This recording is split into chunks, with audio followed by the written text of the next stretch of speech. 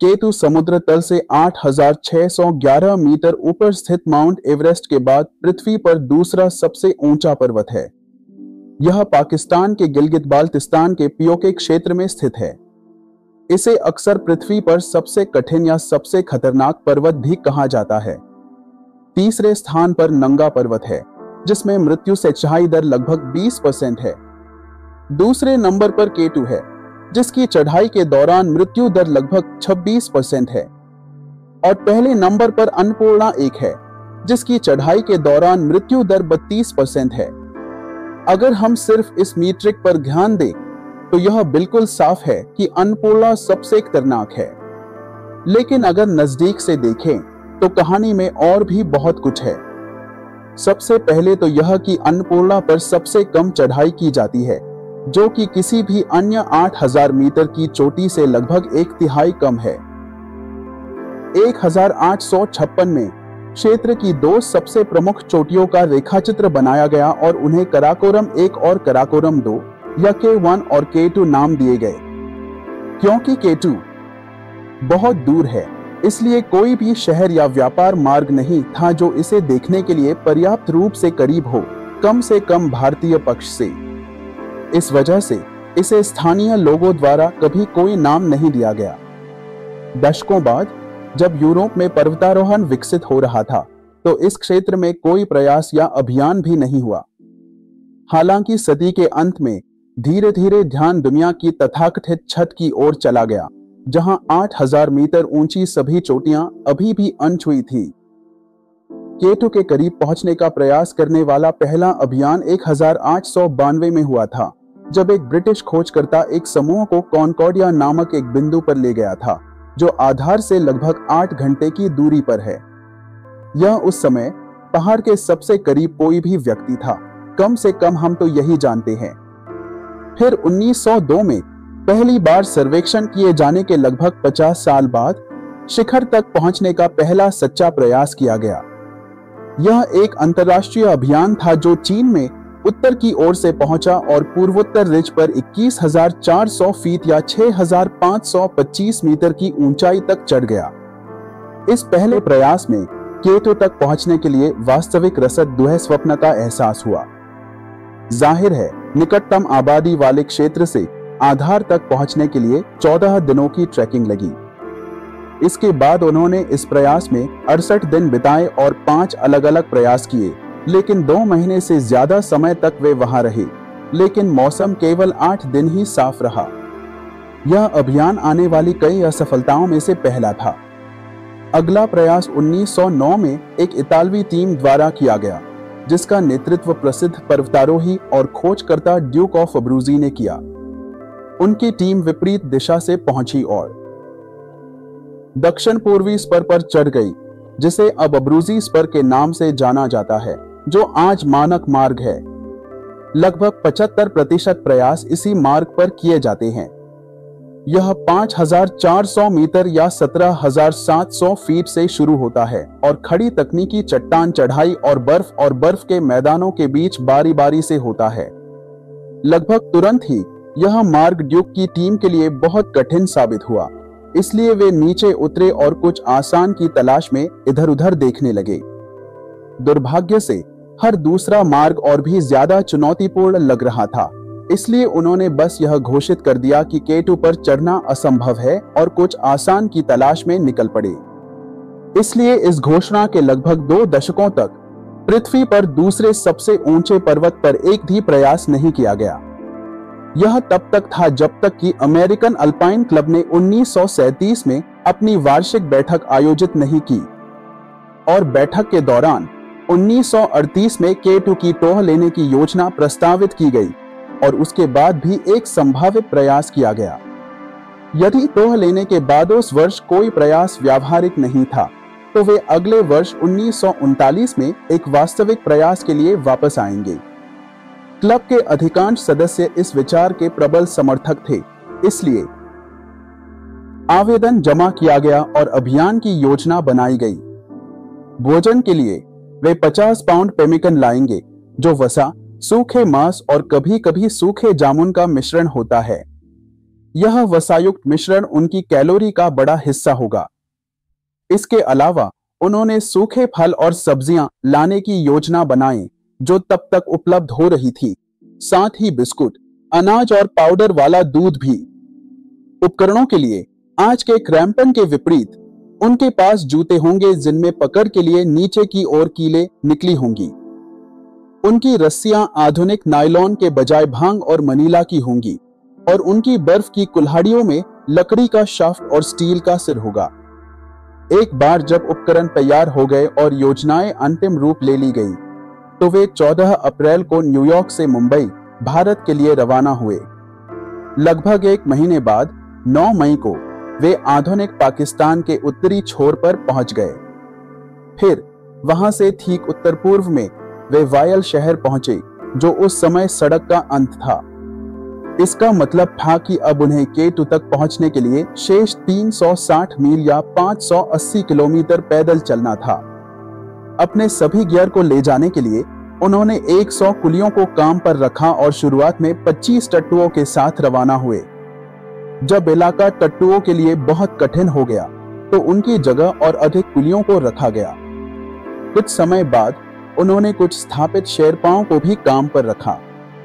एक त्वरित अंतर करने के लिए कुली उस क्षेत्र के स्थानीय लोग होते हैं जिन्हें केवल उपकरण को गंतव्य तक ले जाने के लिए काम पर रखा जाता है। दूसरी ओर शेरपा एक तिब्बती नेपाली जातीय समूह है जो हजारों वर्षों से हिमालय के पठारों पर रहते हैं। वे ऊंचाई और खड़ी ढलानों पर नेविगेट करने की चुनौतियों दोनों के आदी है और जिन्हें काम पर रखा जाता है वे होते हैं जो विशेष रूप से पर्वतारोहण में अपना करियर बनाना चुनते हैं। वे ऊंचाई पर बड़ी मात्रा में गियर ले जाने के लिए पर्याप्त रूप से फिट होते हैं और पहाड़ पर खुद को संभालने के लिए पर्याप्त रूप से कुशल होते हैं। चढ़ाई बहुत कठिन होने पर वे आमतौर पर कुलियों की जगह ले लेते हैं, लेकिन फिर भी शिविरों के बीच गियर को ऊपर और नीचे लाने की आवश्यकता होती है। एक महीने बाद 12 जून को अभियान 16,600 फीट या 5,100 मीटर की ऊंचाई पर गॉडविन ऑस्टिन ग्लेशियर पर बेस कैंप में पहुंचा। यहीं से असली चुनौती शुरू हुई। उनकी अंतर महाद्वीपीय यात्रा में शेष 11,000 फीट की ऊंचाई पर केवल चट्टानें और बर्फ थी। इसके बाद कुलियों को उनका वेतन दिया गया और गियर के अगले लोड के साथ 45 दिनों में वापस आने के लिए कहा गया। इसके बाद टीम ने कई सप्ताह यात्रा करने और विभिन्न मार्गों की खोज करने में बिताए, क्योंकि उस समय यह अभी भी स्पष्ट नहीं था कि हमले की सबसे अच्छी योजना क्या थी। हालांकि अब्रूजी मार्ग आज पारंपरिक मार्ग है, लेकिन यह सहज विकल्प नहीं था। नीचे से टीम देख सकती थी कि सभी चट्टानें नीचे की ओर झुकी हुई लग रही थी। इससे पैर रखने में दिक्कत होती है और कैंपिंग खतरनाक हो जाती है। हालांकि अंततः 2 जुलाई को एक छोटी सी काठी देखी गई जहां दूसरे शिविर के लिए टेंट लगाए जा सकते थे और इसलिए टीम ने तय किया कि यही वह रास्ता है जिस पर वे चलेंगे। दशकों पहले के अभियान की तरह यह एक बढ़िया विकल्प से ज्यादा एक कम बुरा विकल्प था। बेस कैंप से वे अब्रूजी के बेस तक यात्रा करते हैं और 3 जुलाई को 17,700 फीट पर कैंप 2 स्थापित करते हैं। अगले 2 दिनों तक अमेरिकी पर्वतारोहियों ने रास्ता दिखाया और रस्सियां लगाई और एक मार्ग बनाया, जबकि शेरपा गियर को ऊपर और नीचे ले जा रहे थे। कुछ खड़ी और बर्फीली जगहों को सुरक्षित करने के लिए पिटोन महत्वपूर्ण थे, लेकिन यह अभी भी अविश्वसनीय रूप से कठिन काम था। आधुनिक आरोही का अभी तक आविष्कार नहीं हुआ था, इसलिए रस्सी में गांठों का उपयोग किया गया। वास्तव में इसे संदर्भ में रखने के लिए एक आरोही एक उपकरण है जिसमें एक हैंडल होता है जो रस्सी पर स्वतंत्र रूप से ऊपर की ओर स्लाइड करता है। हालांकि महत्वपूर्ण बात यह है कि यह केवल एक दिशा में स्वतंत्र रूप से स्लाइड करता है। विपरीत दिशा में यात्रा करते समय यह नीचे की ओर दब जाता है, इसलिए आप इसे ऊपर खिसकाते हैं और फिर आप हैंडल से खुद को ऊपर खींच सकते हैं, जिससे चढ़ाई करना वाकई आसान हो जाता है। इनके बिना पर्वतारोहियों ने रस्सी में गांठों का इस्तेमाल किया, जो ठोस धातु के हैंडल की तुलना में काफी अधिक कठिन रहा होगा। किसी भी मामले में 2 दिन बाद 5 जुलाई को कैंप पीन को 20,700 फीट की ऊंचाई पर स्थापित किया गया था। फिर कई दिनों तक खराब मौसम के कारण यह 13 जुलाई तक पूरी तरह से नहीं हो पाया, जब उन्होंने कैंप 4 की स्थापना की। यह कैंप उस क्षेत्र के करीब था जिसे अब हाउस की चिमनी के नाम से जाना जाता है। यह अनिवार्य रूप से 21,500 फीट की ऊंचाई पर 80 फीट की खड़ी चट्टान है। यह इतनी खड़ी और चुनौतीपूर्ण है कि पहले व्यक्ति को इस पर चढ़ने में 2.5 घंटे लग गए, क्योंकि उनके नरम धातु के पिटन कठोर चट्टान पर पर्याप्त नहीं थे। इसलिए उन्हें अनिवार्य रूप से पूरे हिस्से को भी फ्री क्लाइंब करना पड़ा। यहाँ तक कि जब पहली बार इस पर चढ़ाई की गई और रस्सियां लगाई गई, तब भी किसी भी उपकरण को लेकर इस पर चढ़ना असंभव था। इसलिए टीम को अपने सभी उपकरणों को हवाई मार्ग से ऊपर ले जाने के लिए रस्सी प्रणाली बनाने की आवश्यकता होगी। इस चट्टान पर उपकरण ले जाने के 1 दिन बाद चिमनी के शीर्ष के पास एक बर्फ के मैदान में कैंप 5 स्थापित किया गया। फिर कई दिनों बाद 19 जुलाई को 23,300 फीट या 7,100 मीटर की ऊंचाई पर कैंप 6 स्थापित किया गया, जो अब ब्लैक पिरामिड के रूप में जाना जाता है। यह 1000 फीट की गहरी चट्टान का एक क्षेत्र है जो खड़ी और तकनीकी रूप से और यह उन क्षेत्रों में से एक था जिसके बारे में वे स्काउटिंग करते समय चिंतित थे। उनके प्रयास में लगभग 3 सप्ताह बीत गए। उनके पास केवल 10 दिनों का भोजन और ईंधन बचा था। अगर मौसम ऊपर खराब हो गया, जो कि मानसून के मौसम के करीब आने के कारण होने की संभावना थी, तो वे इतने लंबे समय तक फंस सकते थे कि उनका भोजन खत्म हो सकता था। इस संभावना के कारण उन्होंने फैसला किया कि 2 सबसे मजबूत पर्वतारोही तेजी से आगे बढ़ेंगे और देखेंगे कि वे कितनी दूर तक जा सकते हैं। इन 2 पर्वतारोहियों ने ब्लैक पिरामिड पर चढ़ाई की और फिर 20 तारीख को 24,700 फीट पर कैंप 7 स्थापित किया। वे अगले दिन आगे चढ़ गए, लेकिन लगभग 5 बजे शाम तक उनमें से एक व्यक्ति आगे नहीं बढ़ सका। आपको याद रखना होगा, पूरे रास्ते में वे 45 डिग्री या उससे अधिक ढलान और 0 से नीचे के तापमान पर संघर्ष कर रहे थे और अक्सर गहरी बर्फ में। यह पतली हवा में वृद्धि के साथ संयोजन में है, जिससे सांस लेना अधिक कठिन हो जाता है और चढ़ाई के दौरान वे बीमार हो जाते हैं। इस प्रयास में वे जिस उच्चतम बिंदु पर पहुंचे वह 26,000 फीट या 7,900 मीटर था, जो शीर्ष से केवल 2,000 फीट दूर था। जैसे ही वे नीचे उतरे, वे दूसरों के साथ शामिल हो गए और फिर अगले वर्ष उपयोग करने के लिए तय रस्सियों को वहीं छोड़ दिया। फिर वे 4 दिन बाद 25 जुलाई को बेस कैंप में वापस आ गए और फिर 2 सप्ताह से भी कम समय बाद शहर वापस आ गए। उनकी वापसी के बाद 1938 काराकोरम अभियान एक बड़ी सफलता के रूप में देखा गया।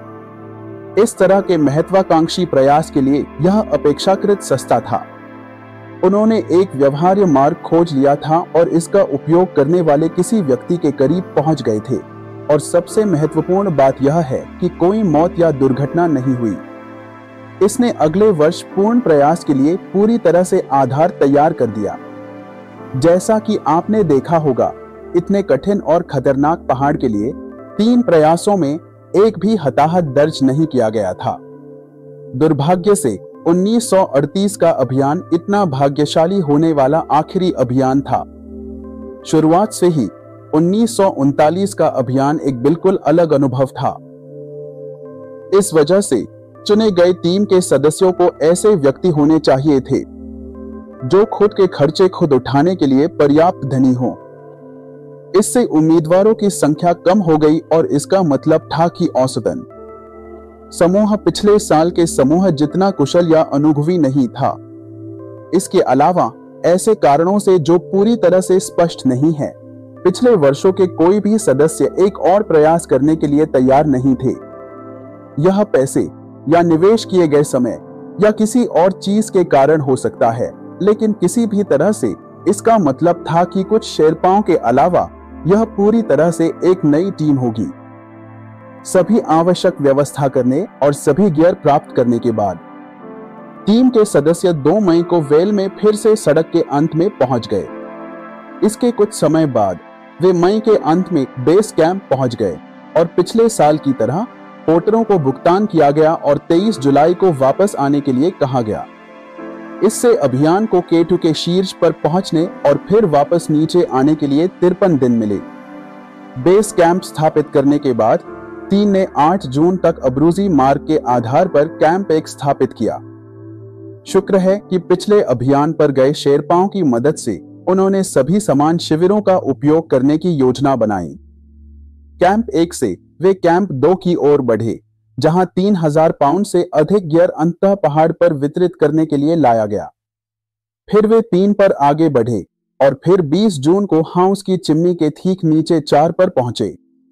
21 तारीख को पहाड़ पर भयंकर तूफान आने पर उनकी प्रगति रुक गई, जिसमें तापमान 0 से 20 डिग्री नीचे था और तूफानी हवाएं चल रही थी। यह 29 तारीख तक 8 दिनों तक चलता रहा और उस समय में टीम केवल अपने टेंट में दुबक कर प्रतीक्षा कर सकती थी।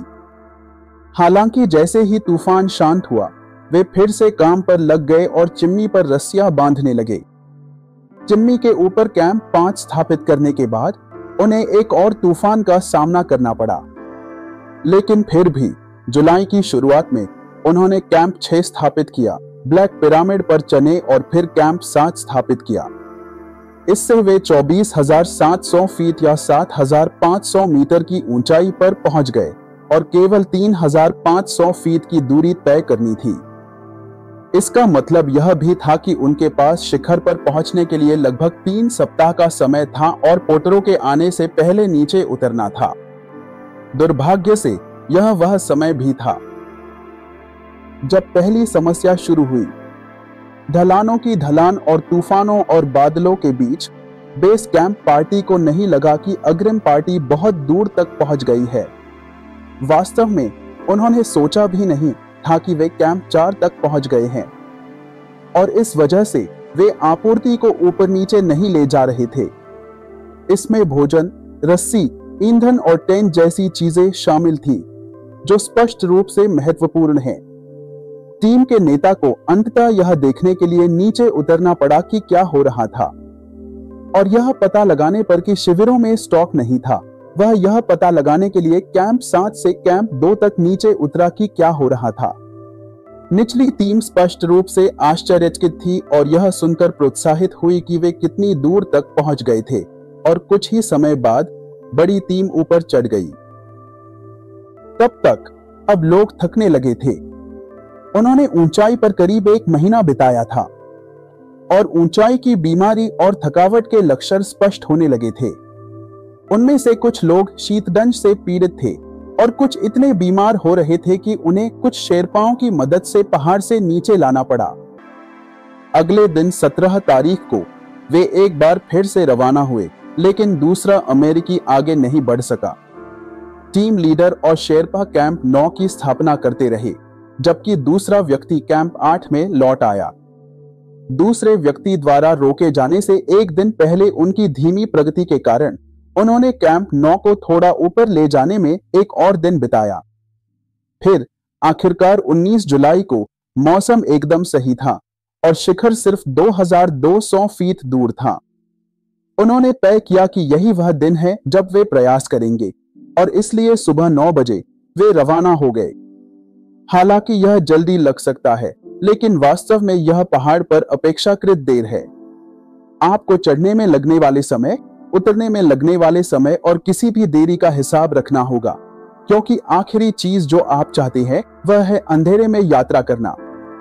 ऐसी खड़ी बर्फीली ढलानों पर यह स्पष्ट रूप से अविश्वसनीय रूप से खतरनाक है।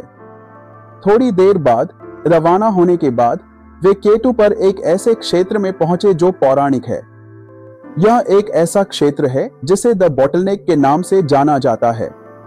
यह एक ट्रेवर्स है, जिसका अर्थ है कि आप पहाड़ पर बगल में यात्रा करते हैं, लेकिन पहाड़ की बनावट के कारण यह सिर्फ एक संकरा ढलान वाला रास्ता है जो कुछ जगहों पर 60 डिग्री के झुकाव तक पहुंच जाता है, जो कठोर बर्फ और बर्फ पर जोखिम भरा है। इसका मतलब यह भी है कि यह हिमस्खलन के जोखिम में है, और शायद इससे भी ज्यादा महत्वपूर्ण है संकरे रास्ते के ऊपर बर्फ का विशाल लटकता हुआ निर्माण। पूरे ट्रेवर्स में आप अपने ऊपर बर्फ में बड़ी दरारें देख सकते हैं जो संभावित रूप से किसी भी समय कट सकती हैं। और इन सबसे ऊपर यह 8,200 मीटर की ऊंचाई पर है जो मौत के क्षेत्र में है। इसलिए हालांकि आप इसे जितनी जल्दी हो सके पार करने के लिए तेजी से यात्रा करना चाहेंगे, ऊंचाई और इलाके के कारण आपको धीरे धीरे और सावधानी से चलना होगा। आज भी इसे पूरे मार्ग पर सबसे खतरनाक बिंदु माना जाता है। बॉटलनेक पर पहुंचने पर टीम लीडर ने दाईं ओर देखा और ट्रेवर्स की स्थितियों के बारे में चिंतित हो गया। बाईं ओर एक चट्टानी दीवार थी जो उस समय बेहतर विकल्प लग रही थी, इसलिए उन्होंने यही रास्ता चुना। इसके बाद वे लगातार 9 घंटे तक इस दीवार पर चढ़ते रहे। कम हवा के दबाव और शेरपाओं के तकनीकी चट्टान पर अनुभव की कमी के कारण यह पूरे दिन की एक कठिन चढ़ाई थी। और आज तक यह एकमात्र ऐसा समय है जब कोई भी व्यक्ति उस हिस्से पर चढ़ पाया है। बॉटलनेक जितना खतरनाक है, यह वास्तव में उस मार्ग पर एकमात्र विकल्प है जिसका एहसास उन्हें दीवार पर चढ़ने के दौरान हुआ होगा। हालांकि वे अंततः इसे पार कर गए और 27,400 फीट तक पहुंच गए, जिससे चढ़ाई के लिए केवल 800 फीट की दूरी बची। यह मूल रूप से पहुंच में था अगर यह तथ्य न होता कि लगभग सूर्यास्त हो चुका था। टीम लीडर आगे बढ़ना चाहता था, लेकिन शेरपा ने आगे जाने से इनकार कर दिया। कुछ आगे पीछे होने के बाद टीम लीडर ने हार मान ली और इसलिए वे उस दीवार से नीचे उतर गए जिस पर वे अभी अभी चढ़े थे।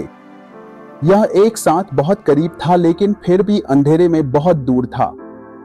और आखिरकार वे थके हुए 2:30 बजे कैंप 9 में वापस आ गए। चढ़ाई के दौरान किसी समय शेरपा ने गलती से अपने दोनों क्रैम्पन गिरा दिए थे। फिर प्रयास कितना कठिन था, इस वजह से उन्होंने अगले दिन टेंट में आराम किया और अगले दिन एक और प्रयास करने की योजना बनाई। इस बार यह महसूस करते हुए कि बॉटलनेक ही एकमात्र विकल्प था, उन्होंने ट्रेवर्स करने की कोशिश की, लेकिन क्रैम्पन के बिना यह असंभव था। बर्फ बहुत कठोर थी और उचित पैर रखने के बिना वे ढलान से फिसलने का जोखिम उठा रहे थे। इसलिए एक बार फिर वे वापस मुड़े और कैंप 9 की सुरक्षा में लौट आए। जब ये प्रयास किए जा रहे थे और कुछ कारणों से जो अभी भी थोड़ा अस्पष्ट है, शेष शेरपा निचले शिविरों से ऊपरी शिविरों में आपूर्ति लाना जारी नहीं रख पाए। वास्तव में एक समय पर वे नीचे भी उतरे और कैंप 4 में रुके, जहां ऊंचाई का प्रभाव उतना बुरा नहीं था। 18 तारीख को, यानी पहले शिखर प्रयास से एक दिन पहले, 2 लोग बेस कैंप से ऊपर आए जहां शेरपा आराम कर रहे थे और उन्होंने महसूस किया कि ऊपरी कैंपों में सामान नहीं भरा गया था। यही वह बिंदु था जहां उन्हें अंततः आपूर्ति लाते रहने के निर्देश दिए गए। फिर वे 20 तारीख तक कैंप 7 में वापस चले गए, जिस दिन अग्रिम दल अपने पहले प्रयास के बाद आराम कर रहा था। शेरपाओं में से एक तब कैंप 8 से लगभग 500 फीट नीचे चला गया और कई बार आगे बढ़ने के लिए चिल्लाया। भले ही एक अमेरिकी दल का सदस्य कैंप 8 में रहते हुए भी शेरपा को कोई जवाब नहीं मिला। उसने यह भी देखा कि ऊपर हाल ही में हिमस्खलन हुआ था और इसलिए लगभग एक सप्ताह तक अग्रिम दल से संपर्क न होने के कारण उसने गलत धारणा बना ली कि कुछ भयानक हुआ है। फिर उसने यह खबर कैंप 7 में पहुंचाई और अन्य शेरपाओं को बताया कि सभी मारे गए हैं। इसलिए पोर्टर्स के आने में केवल 3 दिन बचे थे और यह मानते हुए कि अग्रिम दल केतु पर खो गया था, उन्होंने नीचे उतरने का फैसला किया। और वे केवल नीचे ही नहीं उतरे, उन्होंने जाते जाते सभी ऊपरी शिविरों को भी खाली करना शुरू कर दिया। अंत में 23 तारीख को वे निचले शिविरों में वापस आ गए और सभी को एहसास हुआ कि 14 जुलाई से एक सप्ताह पहले से किसी का भी अग्रिम दल से संपर्क नहीं था। केवल इतना ही नहीं, बल्कि शेरपाओं ने यह भी खबर दी कि अग्रिम दल के सभी लोग हिमस्खलन में मारे गए थे। यह पूरे समूह के लिए एक बड़ा झटका था, लेकिन दुर्भाग्य से यह सच से बहुत दूर था। कुछ दिन पहले अपना दूसरा असफल प्रयास करने के बाद शेरपा का नेतृत्व करने वाली टीम और अधिक आपूर्ति प्राप्त करने के लिए कैंप 8 में गई। अभी भी शिखर पर पहुंचने का प्रयास करने का इरादा था, लेकिन जब वे वापस कैंप 8 में पहुंचे तो उन्हें पता चला कि दूसरा अमेरिकी पर्वतारोही अभी भी वहां था, लेकिन कोई भी कुछ भी वापस लाने नहीं आया था। तब तक उस व्यक्ति के पास चूल्हा जलाने, खाना पकाने या पानी के लिए बर्फ पिघलाने के लिए माचिस भी नहीं थी। इस वजह से वह बहुत बुरी हालत में था। लेकिन उसी समय, क्योंकि उन्हें आपूर्ति की सख्त जरूरत थी, उनके पास सभी के पास नीचे उतरने और उस व्यक्ति को अपने साथ कैंप 7 में लाने के अलावा कोई विकल्प नहीं था।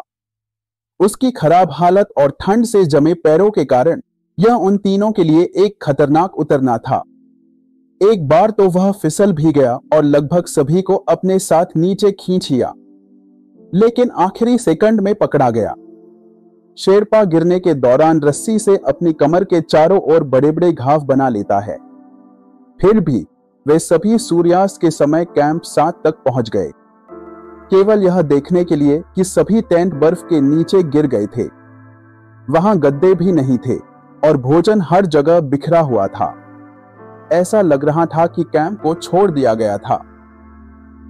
अभी भी यह महसूस नहीं कर रहे थे कि टीम के बाकी सदस्यों ने उनकी अनुपस्थिति को दुर्घटना के रूप में गलत समझा होगा। टीम लीडर को यकीन था कि कैंप 6 में अभी भी और आपूर्ति होगी। फिर उन्होंने अन्य अमेरिकी लोगों को कैंप 7 में छोड़ने का फैसला किया, ताकि वह और शेरपा जल्दी से नीचे उतर सकें। वह अभी भी बुलाने का इरादा रखता था, इसलिए उसने सोचा कि वे तुरंत वापस ऊपर आ जाएंगे। फिर कैंप 6 पर पहुंचने और इसे उसी स्थिति में पाकर अविश्वास में वे एक कैंप से दूसरे कैंप तक गए, पहाड़ से नीचे, केवल यह देखने के लिए कि प्रत्येक कैंप से उसकी आपूर्ति छीन ली गई थी। और इससे पहले कि वे कुछ समझ पाते, वे 24 तारीख को बेस कैंप में पहुंच गए, क्रोधित और मुश्किल से चलने में सक्षम। फिर टीम लीडर ने उन पर हत्या के प्रयास का आरोप लगाया और कानूनी कार्रवाई की धमकी भी दी। इसके बाद टीम के बीच बहुत बड़ी लड़ाई हुई। बेस कैंप की टीम भी इस बात से नाराज थी कि उसने दूसरे अमेरिकी व्यक्ति को कैंप 7 में छोड़ दिया था। लड़ाई खत्म होने और स्थिति स्पष्ट होने के बाद ध्यान उस अमेरिकी व्यक्ति को बचाने पर चला गया जिसे ऊपर छोड़ दिया गया था। इसलिए अगले दिन 25 तारीख को 4 लोगों का एक समूह बचाव के प्रयास के लिए वापस ऊपर गया। वे 2 दिन बाद कैंप 4 में वापस आ गए, लेकिन तब तक उनमें से 2 बहुत थक चुके थे और आगे नहीं बढ़ पाए। और उसके बाद 2 बचे हुए शेरपा आगे बढ़ते रहे। फिर अगले दिन 2 और शेरपा बेस कैंप से दूसरों के साथ जुड़ने के लिए निकल पड़े और कुछ अथक प्रयासों से वे दोपहर तक कैंप 4 और फिर दिन के अंत तक कैंप 6 पर पहुंच गए। इस तरह एक ही दिन में 7000 फीट की चढ़ाई की गई। इन 2 के साथ अन्य 2 के शामिल होने से अब कैंप 6 में 4 शेरपा थे, जो अमेरिकी व्यक्ति को बचाने के लिए एक और कैंप पर चढ़ने के लिए तैयार थे। उनमें से 3 अगले दिन रवाना हुए और 29 तारीख को कैंप 7 पहुंचे, लेकिन दुर्भाग्य से दृश्य भयानक था। वह व्यक्ति भयानक स्थिति में था। उसके पास भोजन और पानी नहीं था। वह अपने ही मल से ढका हुआ था और पिछले 2 सप्ताह 25,000 फीट से ऊपर रहने के कारण वह मुश्किल से बोल पा रहा था। उस समय यह उस ऊंचाई पर किसी व्यक्ति द्वारा बिताया गया सबसे लंबा समय था और उसे नीचे लाने के उनके प्रयासों के बावजूद उसकी भ्रमित अवस्था में उसने साफ मना कर दिया और उन्हें अगले दिन वापस आने के लिए कहा। यह महसूस करने के बाद कि यह व्यर्थ था, वे रात को आराम करने के लिए 6 पर वापस चले गए, अगले दिन अधिक सफलता की उम्मीद में। फिर अगले दिन तूफान आया, इसलिए उन्हें एक और दिन इंतजार करना पड़ा और फिर वही 3 शेरपा उस व्यक्ति को नीचे लाने के लिए फिर से तैयार हो गए।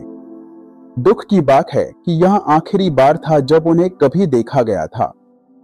कैंप 6 में अंतिम शेरपा ने 2 और दिन इंतजार किया, लेकिन तब तक उसे पता चल गया था कि बहुत देर हो चुकी है। वह सुबह 7:30 बजे तेज गति से निकल पड़ा और उस दोपहर बुरी खबर लेकर बेस कैंप वापस आ गया। शुरू में कोई भी समझ नहीं पाया कि इतने मजबूत और सक्षम शेरपा दुर्घटना में कैसे फंस गए, लेकिन दुर्भाग्य से यह सच था। आज तक यह स्पष्ट नहीं है कि उन ऊपरी शिविरों में वास्तव में क्या हुआ था। यह एक झूठ हो सकता है या हिमस्खलन या कुछ और, लेकिन दुर्भाग्य से हम नहीं जानते। इसके बाद 2 अलग-अलग बचाव प्रयास किए गए, लेकिन तब तक कोई भी इतना मजबूत नहीं था कि कैंप 2 से आगे निकल सके। इसलिए एक और बचाव असंभव था और उन्हें आखिरी बार देखे जाने के कई दिन बीत चुके थे। टीम केवल यह मान सकती थी कि वे सभी मर चुके थे और K2 से पीछे हट गए, 1967 के देनाली आपदा की तरह। इसके बाद इस बात पर काफी विवाद हुआ कि किसे और किस बात के लिए दोषी ठहराया जाए। इसके बाद अभियान के अंत तक समूह के बीच तनावपूर्ण संबंधों ने इसे और जटिल बना दिया। वास्तव में सभी चीजों की तरह यह निश्चित रूप से कारकों का एक संयोजन था। सबसे पहले अमेरिकियों और शेरपाओं के बीच स्पष्ट रूप से एक भाषा अवरोध था। अधिकांश शेरपा अंग्रेजी नहीं बोलते थे, इसलिए यदि अंग्रेजी बोलने वाले शेरपा आसपास नहीं होते तो संचार मुश्किल होता। इससे ऊपरी शिविरों को फिर से भरने और आपूर्ति को नीचे ले जाने के बारे में भ्रम पैदा हुआ। फिर उस पहले प्रयास में द बॉटलनेक को पार न करने का निर्णय भी लिया गया। संभव है कि वे उस पहले प्रयास में शिखर पर पहुंच गए होते और इसलिए उसके बाद कोई भी प्रयास नहीं किया गया होता, जिससे बाकी सब कुछ होने से रोका जा सकता था। फिर उस अमेरिकी व्यक्ति को पहले स्थान पर कैंप 7 में छोड़ने का निर्णय भी लिया गया। पीछे देखने पर यह स्पष्ट रूप से एक बुरा निर्णय था, लेकिन जब पहली बार चुनाव किया गया था तब इरादा अलग था और अंत में यह केवल पहाड़ का मामला है। K2 आज भी एक महान चुनौती है। उस समय अवधि के दौरान पुरुषों के पास क्या गियर था इसकी तो बात ही छोड़िए, और इस चुनौती के कारण यह पृथ्वी पर सबसे खतरनाक पहाड़ों में से एक पर आने वाली कई त्रासदियों में से केवल पहली होगी। Thank you for watching. Please subscribe to the channel and turn on notifications to receive alerts as soon new video is released.